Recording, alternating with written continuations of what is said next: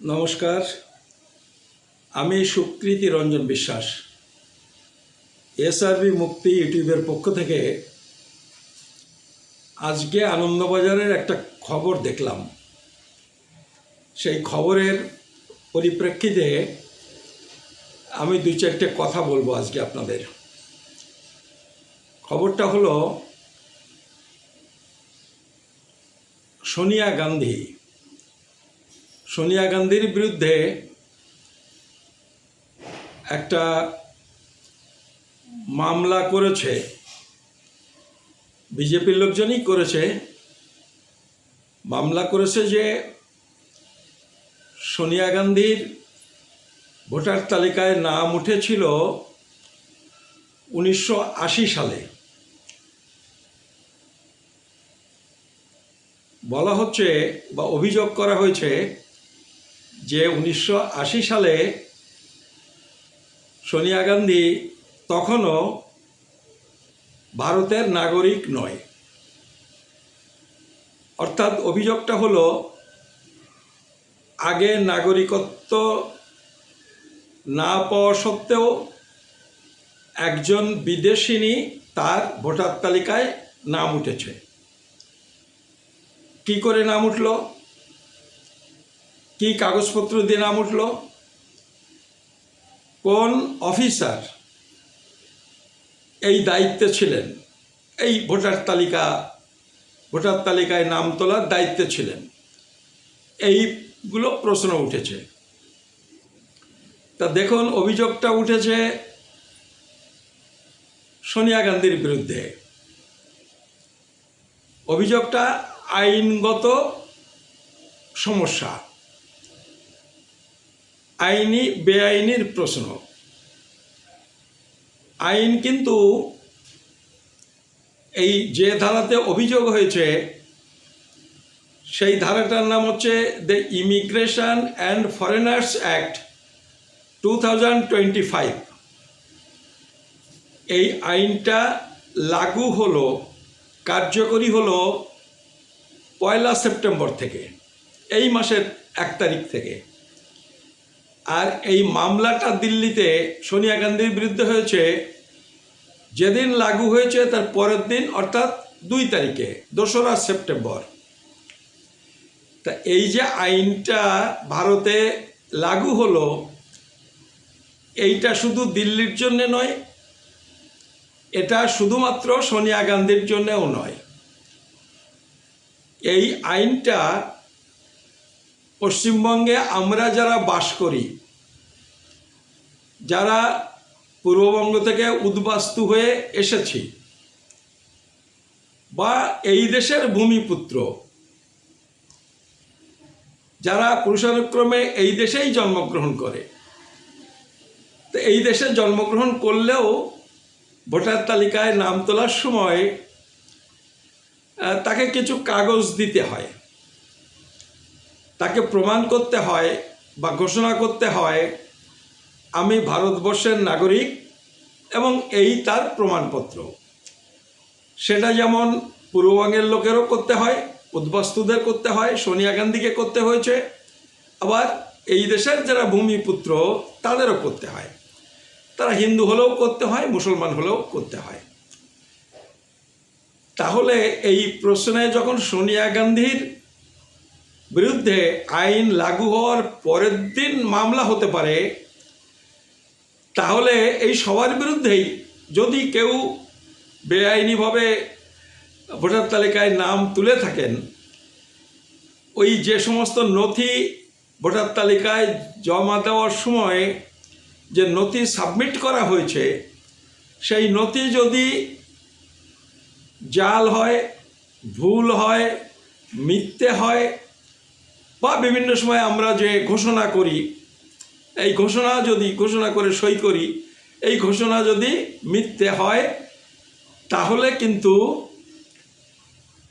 সোনিয়া গান্ধীর বিরুদ্ধে যে ধারাতে মামলা হয়েছে, যে আইনে মামলা হয়েছে, আপনার আমার বিরুদ্ধেও সেই একই আইনে মামলা হতে পারে।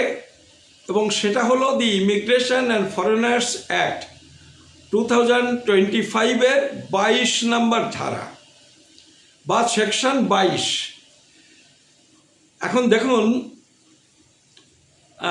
বিজেপিটাকেও একটু চিনতে হবে।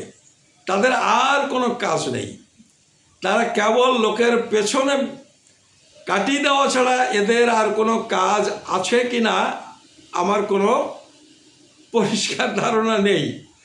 সোনিয়া গান্ধী যদি কোনো কারণে তার নাম উঠে থাকে 80 সালে, ধরুন হতে পারে রাজীব গান্ধীর স্ত্রী যে অফিসার করেছে, অত বড় বাড়ির বউ, কাগজপত্র দেয়নি, তিনি রাজীব গান্ধীর নাম লিখেছেন, পাশে সোনিয়া গান্ধীর নাম লিখেছেন, এটা হতে পারে। আবার তেমন নাও হতে পারে, সেটা পরে কোর্ট যখন মামলা হয়েছে কোর্ট বিচার করবে। কিন্তু এইটাতে এখন এইটা নিয়ে মামলা মোকদ্দমা করে কি পাওয়া যাবে, কি হতে পারে? হতে পারে সোনিয়া গান্ধীর জেল হতে পারে, জরিমানা হতে পারে, এই তো। তাতে কি হবে? তাতে কি হবে? বিজেপি কি প্রমাণ করবে এই দিয়ে তারা কত খারাপ? আরে ভাই, এই খারাপ তো এই দেশের, এই খারাপ যদি বলতে হয় তাহলে তো ঠক বাজতে গা উজাড় হয়ে যাবে। আমার যথেষ্ট সন্দেহ আছে, অনেকেই এই প্রশ্ন তুলেছেন যে ওই যে ইলেকশনের সময় নমিনেশন ফর্ম জমা করার সময় সার্টিফিকেট জমা দিতে হয়, এডুকেশনাল সার্টিফিকেট। তো এখন সেইটা, এমনকি প্রধানমন্ত্রীর এই সার্টিফিকেট নিয়ে অনেক কথা আছে, অনেক অভিযোগ আছে, তিনি দেখাচ্ছেন না। আরে প্রধানমন্ত্রী যখন, প্রশ্ন যখন উঠেছে, পাবলিক ম্যান, অত আইনের মানুষ তুলতে পারে কিনা, দিল্লি ইউনিভার্সিটি সার্টিফিকেট দেখাতে বাধ্য কিনা, মোদি সাহেব দেখাতে বাধ্য কিনা, ইত্যাদি ইত্যাদি, এত কথার দরকারটা কি? মানুষের মনে যখন প্রশ্ন, কিছু মানুষের মনে যখন প্রশ্ন উঠেছে তখন তো বলে দিলেই হয়ে যায়। যদি থাকে তাহলে বলে দিলে হয়ে যায়, না থাকলে তো এখন এদিক ওদিক করতে হয়। মনে লোকে তাই ভাবছে এখন যে হয়তো তাহলে আসলে এটা মিথ্যে, ভুল। কিন্তু সেটা যা হলো সেটা তো তবুও, কিন্তু সোনিয়া গান্ধীর এখানে কি পাবে? ফলে একটা জিনিস বুঝুন, আমি আপনাদের কিন্তু সোনিয়া গান্ধীর জন্যে, তার জন্য সহানুভূতি কুড়ানোর জন্য কিন্তু আমার এই ভিডিও নয়।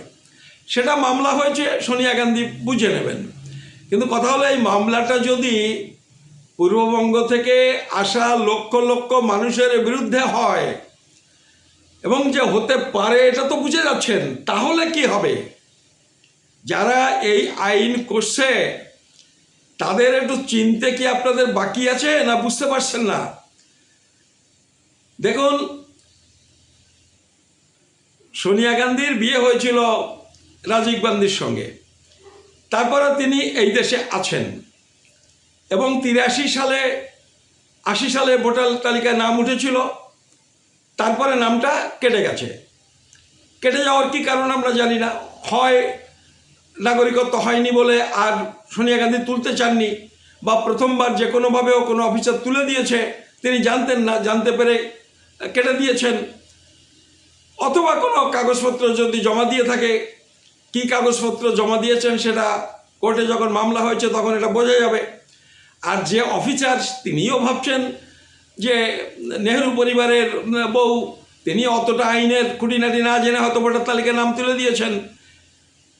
এখন এই যে পূর্ববঙ্গে যত লোকের নাম তুলেছে যে অফিসাররা, আপনি বুঝতে পারছেন, ওই অফিসারের এই কাজ নিয়ে এখন টানাটানি হচ্ছে যে তিনি ঠিক করেছেন কি করেননি। যদি ঠিক না করে থাকেন তো তার শাস্তি হবে। বেঁচে আছেন কি মরে গেছেন তারও ঠিক নেই, বহুকাল আগের ব্যাপার, চাকরিতে তো নেই, রিটায়ার করে গেছেন, নাও বেঁচে থাকতে পারেন। কিন্তু এই সব লোকের নাম যারা ভোটার তালিকায় তুলেছে তারাও যে বিপদগ্রস্ত। K-19 চোখ বন্ধ করে যারা বারাসাতে রেকমেন্ড করছেন, আমি এর আগে বলেছি যে পোস্ট অফিসের ওই সুপারিনটেন্ডেন্ট, সে তো পেনশনটাকে বন্ধক রেখে এই সমস্ত কাজ করছেন, তাদেরও এর থেকে শিক্ষা নিতে হবে। যে দেখুন, অফিসারদের টানাটানি আরম্ভ করেছে এই বিজেপির লোকজনই করছে। যেদিন আইন হয়েছে তার ঠিক পরের দিন এই মামলা তারা শুরু করেছে। আর একটা ব্যাপার একটু বোঝার আছে, সেটা হলো, দেখুন, বিতান অধিকারীর নাম আপনারা শুনেছেন। বিতান অধিকারী ওই যে কাশ্মীরে সেই সন্ত্রাসীদের গুলিতে মারা গেলেন, তার বউ ওই যার বাচ্চাটা নিয়ে শুভেন্দু নাচানাচি করেছিলেন, তিনি বলেছেন আমরা হিন্দু বলে আমাদের গুলি করে মেরেছে। বিবৃতিটা বিজেপির পক্ষে গেছে, যে কারণে তার নাগরিকত্ব নিয়ে একটা সমস্যা হচ্ছিল। সমস্যা মানে তিনি পাসপোর্ট ভিসা নিয়ে আমেরিকায় ছিলেন, আমেরিকা থেকে বের করে দিয়েছে যে তার ভিসাটা, তার পাসপোর্টটা বেআইনি। তার নাগরিকত্বই প্রশ্ন উঠেছে বলে তার পাসপোর্টটা বেআইনি, ভারত সরকার সেটাকে চিজ করে দিয়েছে, এবং সেই কারণে আমেরিকা সরকার তাকে ফেরত পাঠিয়ে দিয়েছে। সেই মহিলা মানে এতটা এদিক ওদিক হওয়ার পরে তার যে নাগরিকত্ব সেটা কিন্তু 2 দিনের মধ্যে বিজেপি করে দিয়েছে। আপনারা জানেন, আমি বলছি দেখুন পার্টিবাজিটা কীরকম হয়, আইন কানুনের তোয়াক্কা না করে এরা কি করে সেটা দেখুন। ওই যে লোকসভা ইলেকশনের আগে মাত্র 2 দিনের মধ্যে 14 জনকে নাগরিকত্ব দিয়েছিল, কিচ্ছু না দেখে নাগরিকত্ব দিয়েছে, এবং সেই সময় থেকে আজ পর্যন্ত আবার চুপ, আবার ইলেকশন, আবার এবারে অ্যাপ্লাই করো, ক্যাম্প করো, ইত্যাদি ইত্যাদি। তা বিতান অধিকারীর স্ত্রীর নাগরিকত্ব 2 দিনে দিয়ে দিল, সে নাগরিকত্ব পেয়েছে, আমরা তাতে খুশি, আমরা তার বিরোধিতা করছি না, কিন্তু প্রক্রিয়াটা বুঝুন। আর 1980 সালে ভোটার তালিকায় নাম উঠলো, তারও কিন্তু অনেক আগে তাদের বিয়ে হয়েছে। 1968 সালে রাজীব গান্ধীর সাথে সোনিয়া গান্ধীর বিয়ে হয়েছে। তা 1980 সালে নিশ্চিতভাবে তার আগে তিনি অ্যাপ্লাই করেছেন। অ্যাপ্লাই করার পরে তার নাগরিকত্ব 80 সালে ভোটার তালিকায় নাম উঠেছে, তারপরে তার নাম কেটে দেয়, মানে তারা হয়তো তোলার জন্য বলেনি, নাম ছিল না ভোটার তালিকায়। তারপরে আবার 83 সালে তার নাম উঠেছে। 83 সালে সোনিয়া গান্ধী নাগরিকত্ব পেলেন। তা সোনিয়া গান্ধীর নাগরিকত্ব পেতে কিন্তু ওই নির্দিষ্ট যে নিয়মকানুন তার মধ্যে থাকতে হলো। গভর্নমেন্টটা কে ছিল, প্রধানমন্ত্রী কে ছিল, কংগ্রেসের গভর্নমেন্ট। রাজীব গান্ধীর মা মানে সোনিয়া গান্ধীর শাশুড়ি 80 থেকে 84, কিন্তু ইন্দিরা গান্ধী কিন্তু ভারতবর্ষের প্রধানমন্ত্রী। তবুও তারা কিন্তু আইন কানুনের মধ্যে গিয়ে একটা নির্দিষ্ট সময় পার হওয়ার পরে তার প্রপার এনকোয়ারি ইত্যাদি ইত্যাদি। প্রধানমন্ত্রীর বাড়ির মানুষ বলে এই বিজেপির মতো 1 দিন 2 দিনে করে নিলাম এইসব কাজ কিন্তু করেনি। আমি বলছি যে এ পরিবারটা সম্পর্কেও আপনাকে ভাবতে হবে, কংগ্রেস গভর্নমেন্টের সম্পর্কেও ভাবেন, আর বিজেপি গভর্নমেন্টের সম্পর্কে আপনারা ভাবেন যে তারা কিভাবে গভর্নমেন্টটা চালায়, বুঝলেন তো? এই বিষয়টা আপনাদের সবারই একটু বোঝা দরকার। আর তার সাথে মিলিয়ে আপনারা এই যে আইনটা হয়েছে, এই আইনের 22 ধারা আমি বললাম, আর এই সাথে কালকে আমি একটা ভিডিওতে বলেছি 26 ধারা, যেখানে বলেছে বিনা ওয়ারেন্টে একজন হেড কনস্টেবল থেকে শুরু করে উপরের অফিসাররা যে কাউকে ধরে ঢুকিয়ে দিতে পারবে। মানে কত বড় অগণতান্ত্রিক আইন! এরা সংবিধান মানবে বলছে, অথচ সংবিধানের যে মৌলিক কাঠামো, মৌলিক ভিত্তি, সেটা হচ্ছে গণতন্ত্র, মানুষের গণতান্ত্রিক অধিকার, তার কিচ্ছু তোয়াক্কা করছে না। একটার পরে একটা আইন তারা তৈরি করে যাচ্ছে, বিরোধীরা সম্মতি দিক আর সম্মতি না দিক। গণতন্ত্রের মানে শুধু মেজরিটি মাইনরিটি নয়, গণতন্ত্রের মূল কথা হলো সবার কথা শুনতে হবে এবং যুক্তির ভিত্তিতে সিদ্ধান্ত নিতে হবে। এরা যুক্তির ধার ধারে না, তর্ক বিতর্কের ধার ধারে না। ওই যে ওদের যে ব্রুট মেজরিটি রয়েছে, মেজরিটি মানে যা খুশি তাই করা যায়, ফলে এই জিনিসটা করছে। আর আমি আজকে ভিডিওটা করছি এই সোনিয়া গান্ধীর বিরুদ্ধে যে মামলা বিজেপি করেছে, এই যে আইন দি immigration and foreigners act 2025 BJP তৈরি করেছে, এবং সেটা যে বিশেষ করে উদ্বাস্তুদের, ভূমিপুত্রদেরও সমস্যা হতে পারে, আমি ওইদিকে যাচ্ছি না, কিন্তু উদ্বাস্তুরা শুধু একটু বুঝে নেন, তাদের কিন্তু 98% মানুষকে যে কোনো সময়ে চাইলে মামলায় ফাঁসিয়ে দিয়ে শাস্তির ব্যবস্থা করা যায়, এবং সেই শাস্তি খুব ছোট শাস্তি নয়।